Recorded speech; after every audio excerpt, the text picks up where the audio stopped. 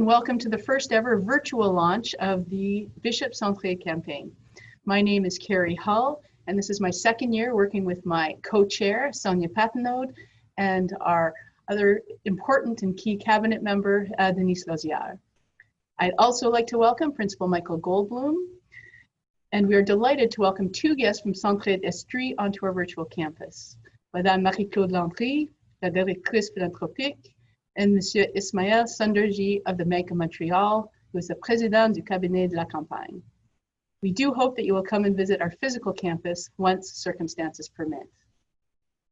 Now, given the nature of the event, we have decided to replace the traditional speeches and videos with a short question and answer session with our dignitaries, and then Sonia will explain the mechanics of this year's campaign.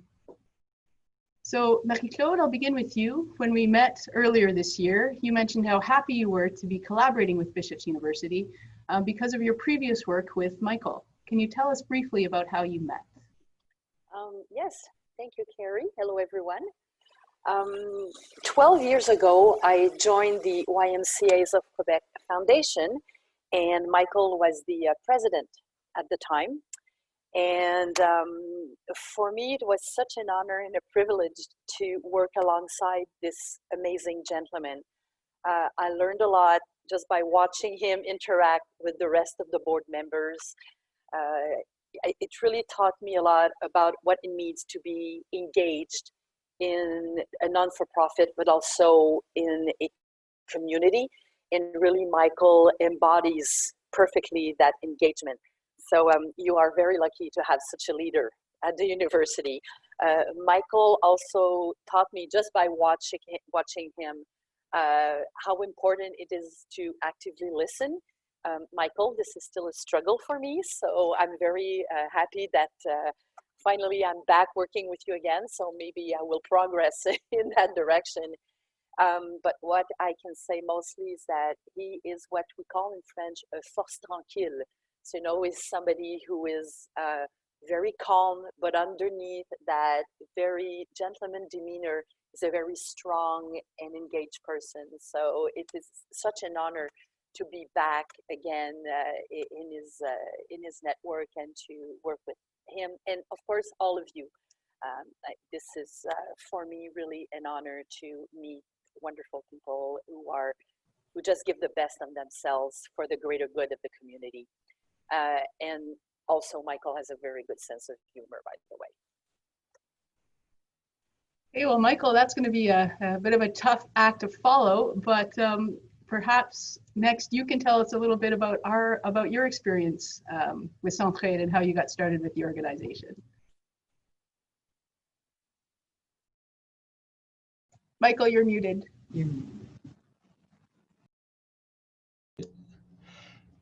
Ça va? Bon, premièrement, merci Marie-Claude, t'es trop gentille. So I was thinking a bit about this, Carrie, and I hope there aren't any like real historians on the call here, but I'm going to give you my very brief sense of kind of social service delivery in Quebec as a way of answering your question. So for most of the, let's say, the first half of the 20th century in Quebec, social services were provided to the Catholic community, both English and French, through the Catholic Church, and to the Protestant community through 8 private agencies. And in Quebec, even in the Quebec that I grew up in, if you weren't, anyone who wasn't Catholic was considered to be Protestant. So therefore the Jews were considered for these purposes and for school purposes to be Protestants. So some of the names that some of you will know, the McConnells, the Molsons, the way that social services were delivered was through agencies that they significantly supported. And unlike in the Catholic community, these tended to be private social service agencies. And as they grew, and Montreal was actually one of the most progressive cities on the continent in terms of the delivery of social services, as they grew, an organization was created in the early 1920s called Red Feather.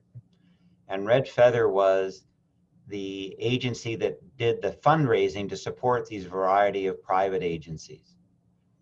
So that's how the English communities of Montreal, and I believe of Quebec, were generally supported, was through these private agencies with funding done through Red Feather.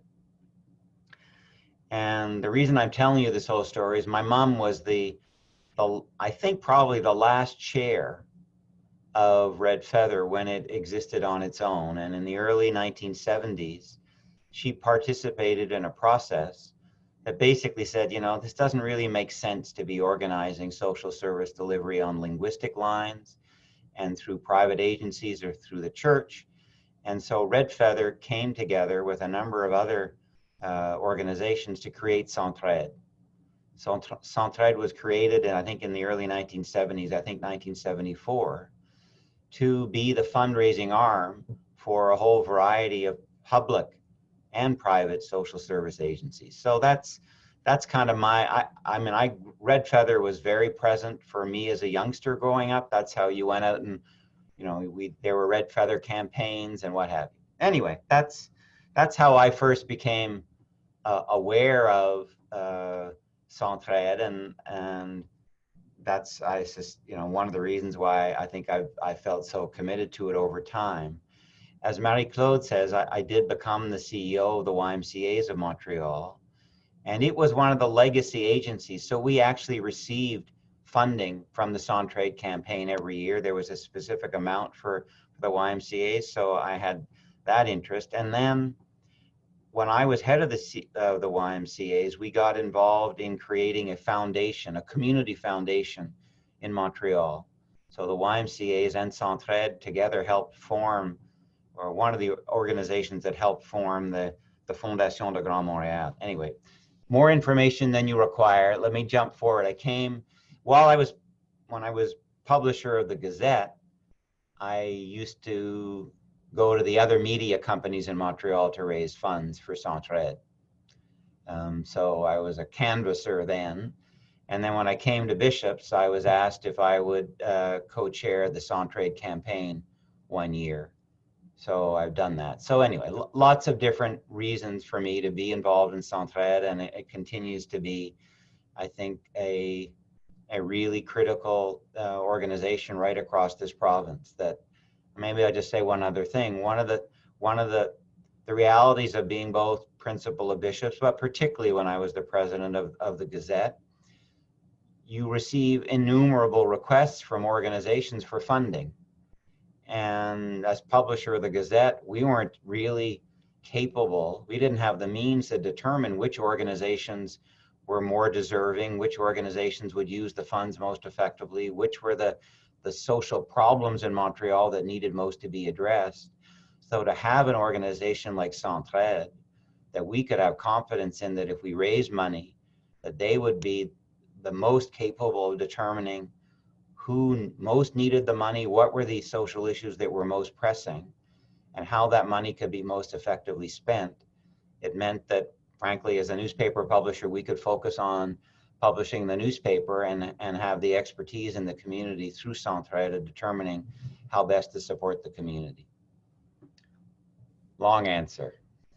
Hey, no, thank you. The historical aspect was interesting, and you actually answered a little bit of our next question, which was going to be about the benefit that Centraide brings to the charitable landscape. So maybe we'll come back to that, and I'll just switch to Marie-Claude.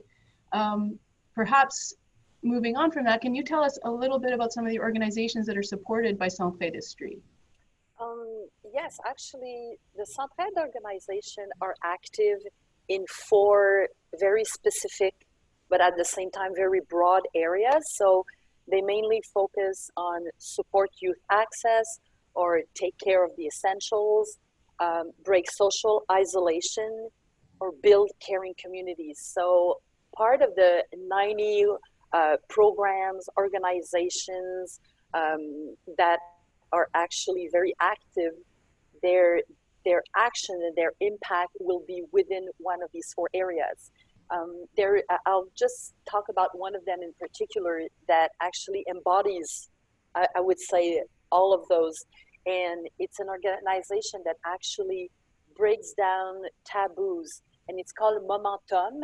And Momentum is active for the men in the community that are actually raising their hands and say, I need help, which is still actually a barrier nowadays. Not every man will actually voice out loud, I'm vulnerable and I need help. And that organization has a great impact, as it will give workshops to for any kind of situation. It could be anger management, grief management. Let's say a loved one has committed suicide and you don't know how to deal with that. They can have one-on-one conversation or support groups, and they even actually also offer some sort of relief for family crisis. A father and his children who are having relationship difficulties, they can actually spend a weekend in their facility and they will have immediate attention on how to work out those issues. So this is an example on how really present they are in the community and can help community members. So that is a very good example. Of course, there are services for students, and I know that even some of your community members at Bishop can benefit from so many of those organizations actually that can accompany for any kind of reason. So I think out of 90 programs, anybody who say I need help can find in one of them direct support. Oh, excellent. Thank you. I know when I first became involved with Centraide, I guess it was probably about 5 years ago, we actually did a tour of some of the organizations that you support, some of the food kitchens, and it was really something for someone from a relatively privileged background. So thank you. Hopefully we'll be able to do that again, Yes. very soon, because actually this is a challenge at the moment, that all of those organizations that are used to delivering services to a group of people are very limited, and they had to deploy extensive measures to respect all the sanitary rules right now, while still be able to deliver their services. And the request for services has increased by at least 25-30%. So right now the situation makes community members even more vulnerable. So all those organizations' impact is even more important. Hey, thank you. So Michael, just coming back to you, you spoke very briefly about this in your previous answer, but I know we've had previous conversations about the benefits of Centraide for the charitable landscape, and I was hoping you could expand on that a little bit. Yeah, well, as I said, I think, the complexity of social challenges in our society is such that it requires expertise to determine how best to provide that support. So from the perspective of someone who is solicited, or someone who is soliciting other organizations, individuals to contribute to Centraide, I think the critical message is that Centraide Estrie has the expertise to identify what the social challenges, problems are within our community, and which organizations are best equipped to address them, and then to make sure that the dollars that we give, each of us personally, are used as effectively as possible. So I think whether you are an individual contributing or an organization being asked to contribute, knowing that we have people with significant expertise in this area who are dedicated to it gives one a lot of confidence that this is the way. We all want to make a difference. We all want to try and make our society better. We all want to try and help those who are less advantaged. And Centraide is by far the best vehicle that we have to do that. Left to our own devices, we would not be able to have the impact that we can have by supporting an organization like Centraide. The challenge is that it's, you know, it can seem to be a bit of a corporate thing, right? You feel like you're giving to Centraide as opposed to giving to a particular individual or a particular cause, but it just takes a little bit of effort to see all the different organizations, and Marie-Claude has referred to some of them, that Centraide supports. In other years, I don't know whether we're being able to do this today, but, you know, we have had either the opportunity to go and visit, or we've had a recipient agency come and talk to us about what they do. And I think that's the most impactful on me in terms of confirming the value of what Centraide is able to do. So, you know, I'm really pleased that the Bishops community has been so supportive to Centraide over the years, and very grateful to you and Sonia and Denise for taking the leadership on this. It's not the easiest thing to ask other people for money, and I know that there are a number of people on the call here who are going to be helping us to do that. But I think we can do that with real confidence that that the need is clearly there, and in some ways, obviously, in the context of COVID, even more so, and that this is the best vehicle for us to provide the support that we all would like to provide. Okay, thank you. So turning to you, Monsieur Sandarji, would you like to say a few words about your involvement with Centraide Estrie? Ismael, we don't see you. Absolutely.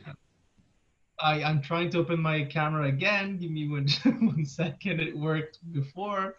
Why is it working now? You should see me now. There you are. Good. All right. First and foremost, thank you all for having us on the call. And as you said, to begin the call, of course, we'd like to be in person. And obviously, this is something I look forward to for next year, maybe to have you in one room, safe and healthy, and be able to discuss with you guys.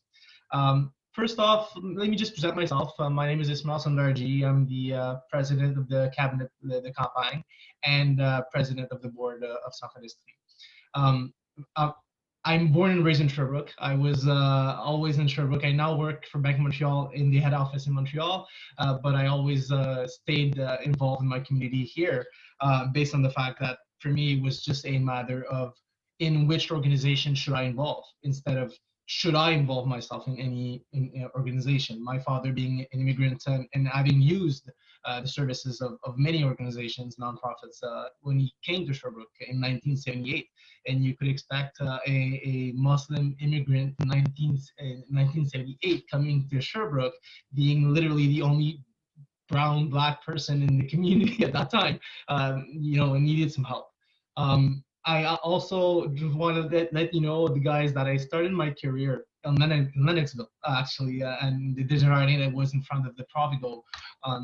So I ate a lot of Jerry's Pizza in the beginning of my career. So I've been in your community for a couple of years there.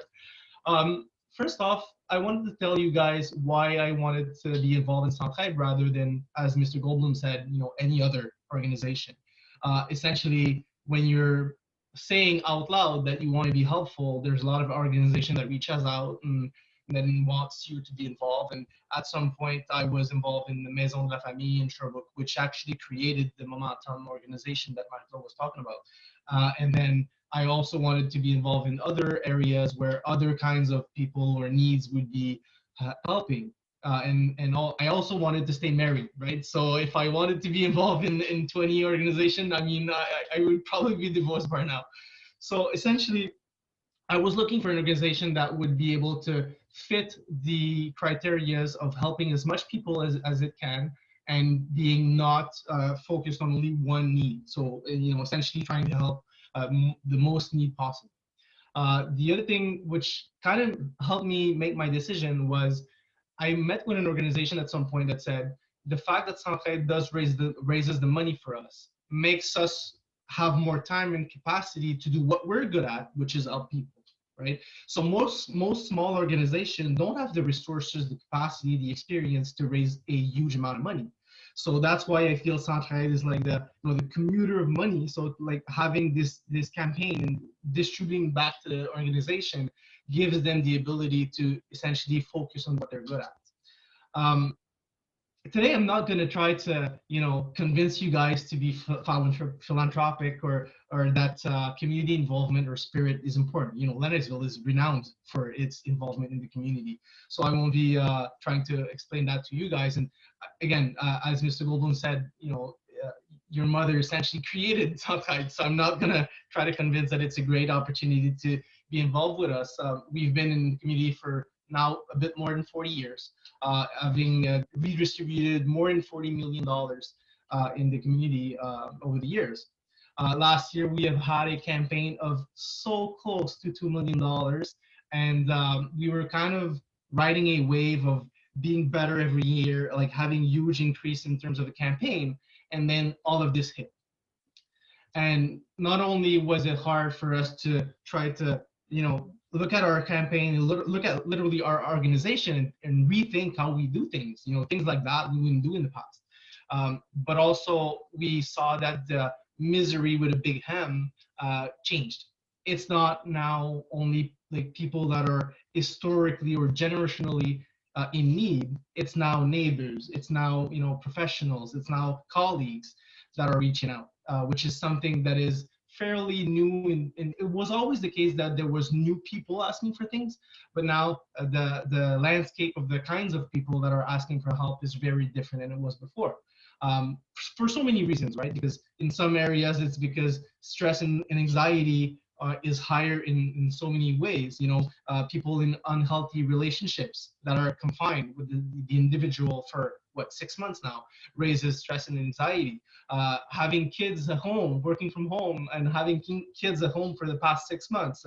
I myself have struggled with some mental issues there and tried to find a way to stay sane in all of this, pandemic. And people that thought that their situation of employment was really, really solid, just found out that, well, I've been working for the past 25 years in that area, and I always thought my future was solid. Now my business literally closed shop. So there's a lot of things like that that we were not used to seeing, but now is happening.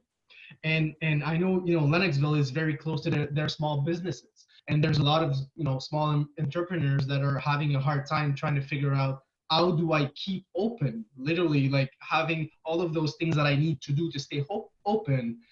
And that, just want to let you guys reflect on nonprofit organizations. So if it's hard for a restaurant to build their businesses to be able to stay open for staff, for, sanitary, things that they have to do, imagine for nonprofit organization. Again, I just want to let you guys know that essentially it's going to sound like a harsh or a strong sentence, but we need you, right? This community is so important to our campaign, and that's why I literally asked to speak with you guys this morning. I wanted to stress this enough to say that we need Bishop's University as a strong and big part of our campaign. You guys last year did $17,000, which is $3,500 more than the year before. So you're growing in terms of your campaign with Southside.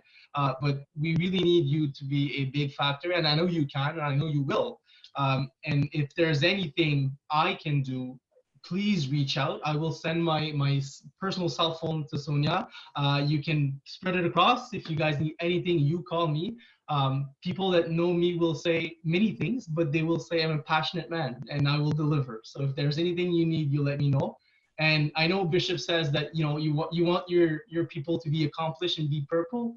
I'll say that now I'm gonna ask you guys to help us make the Eastern Township a bit more accomplished, or have the opportunity to be more accomplished and be a bit orange, Southside orange in the future.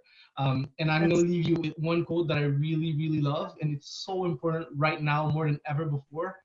It is, if not now, when? And if not us, who? Thank you. Okay, thank you very much, Ismail. That's very passionate support and call to our community. And I would like to introduce a key member of our community, Isabelle Audet, who is our SRC Vice President in charge of student life. As many of you know, 5% of the money raised at Bishop's goes back to support our own students. So I've asked Isabel just to take a moment to tell us a little bit about what Bishops uses this money for, and just to give a bit of the student perspective. Isabel, are you there? I think if you unmute, you'll show up. Yes, yes. Hi, Carrie, and hello, everyone. This definitely is such a heartwarming meeting to join, to hear so many people involved and passionate about these endeavors to support humans in our community. So it's really, really heartwarming to be part of that.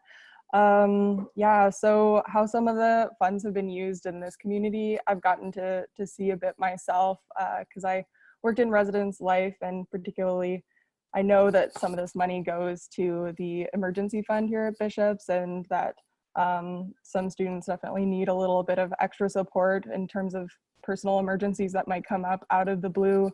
Last year, if you all remember, we had the flooding in the community, which is something that we slowly saw creeping about and into our backyard.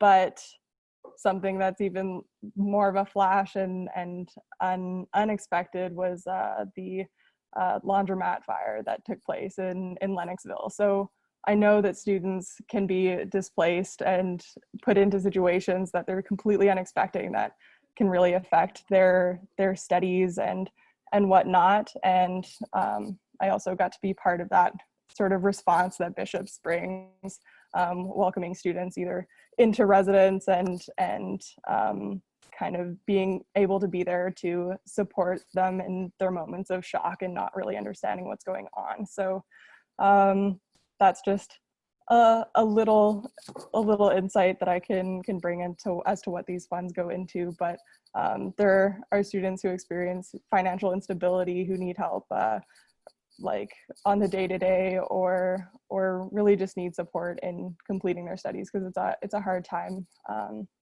particularly now too. So the money that comes here, it does go to a good spot, and I know that Centraide has been involved in helping the Lennoxville Women's District Center and the Youth Center as well, and lots of really great initiatives here in the Sherbrooke and Estuary area. So that's my bit. So thanks for everything. Oh, no, thank you, Isabel. And the students throughout the years have also been very strong supporters of the Centraide campaign. So again, we appreciate your involvement. Students have many calls upon their time, and we appreciate that Centraide has always been part of the SRC's philanthropic efforts. So many thanks to all 4 of our panelists for their philanthropic work and for taking the time to speak with us today. So now I'll turn the floor over to Sonia, who will summarize briefly the results of last year's campaign and describe this year's initiatives.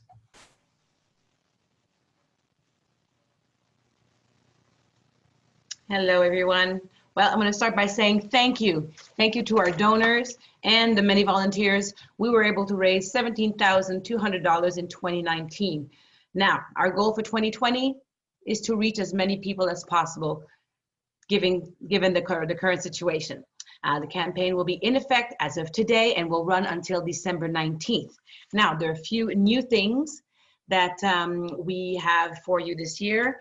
We created an English donation page on the Centraide website, but we also have created a Centraide page on the Bishop's website. There's a new payroll deduction that can be filled online. This year, the campaign will cover about 20 pay periods as opposed to 26. We can work that out a little later. And canvassers will be reaching out to those who donated last year, and they can assist with the forms. As I said, the campaign runs from today until December 19th. I will just close by saying thank you so much to everyone that took the time today to be with us, to hear about Centraide, to learn a little bit more about the history, to meet some of the new characters who are in the Centraide cabinet that we can work with over the coming months. Please be assured that we will be reaching out to all members of our community to answer any questions that you have and to make it as easy as possible for you if you choose to donate to Centraide. So does anyone else have any closing words they would like to say? Are all good?